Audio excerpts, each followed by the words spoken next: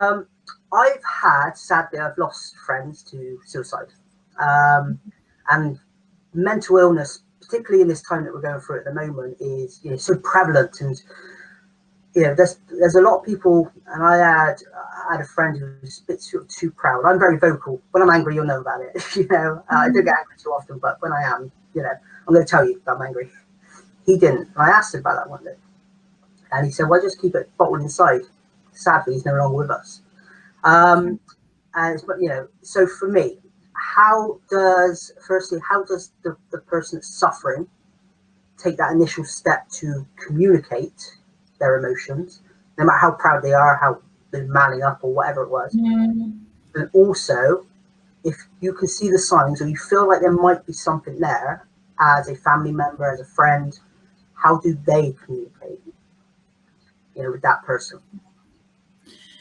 Yeah, definitely a two-pronged answer, two-pronged question. I might actually answer that in reverse, actually, if that's okay. And in terms of people from the outside looking in, I think we get used to, especially with family and friends, and probably with colleagues as well, we get used to what somebody's norm looks like, what somebody's normal looks like. Yeah. So quite often it's us who pick up on the changes before the individual themselves notices that sometimes that there's changes in behavior or changes in how they are with people.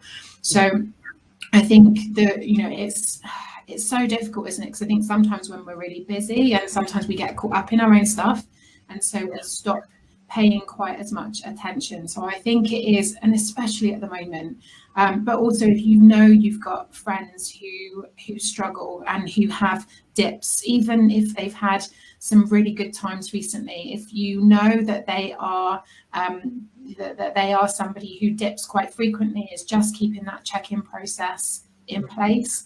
And it is difficult because we all live busy lives, but it is important to check in.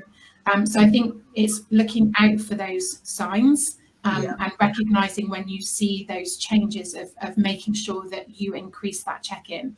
From the other side, from people who are struggling, the chances are, as a family member or a friend, 9 times out of 10, when you check in, you might not get a response because that person isn't ready to talk or doesn't feel in, the energy for talking. Because for some people who are really struggling, the energy to try and explain how you feel when you don't understand it yourself is a tough ask. So if you're at a low point and you can't even work out what's going on, the energy that is needed to try and explain that to somebody else who might not understand it. I mean, if you don't understand it yourself, how can you ask a family member to understand it? How can you find the words or the ways to describe it? So I think it's just recognizing that you might message the same person 9 times and it might only be the 10th time that you get a response, and just give people that space to step into when they have the energy to do that. But no response doesn't mean that they don't want you to contact necessarily. It might just be that they've not got that energy to do that day or at that time. I think one of the best questions to ask as a friend or family member is, how can I support you? What do you need from me? What can I do for you?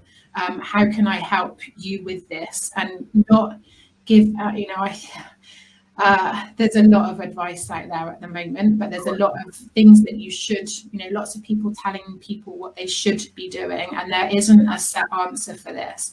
I think it's just leaving your support very open. What do you need from me? What can I do to help you? What can I do? How can I support you with this? And just keep your offers of support really open and keep them frequent, and give people that opportunity to step forward. I think not asking people to, or not putting any pressure on people to explain how they feel can also help, because if they're not working that out for themselves, it's a tough ask for them to work that out for you.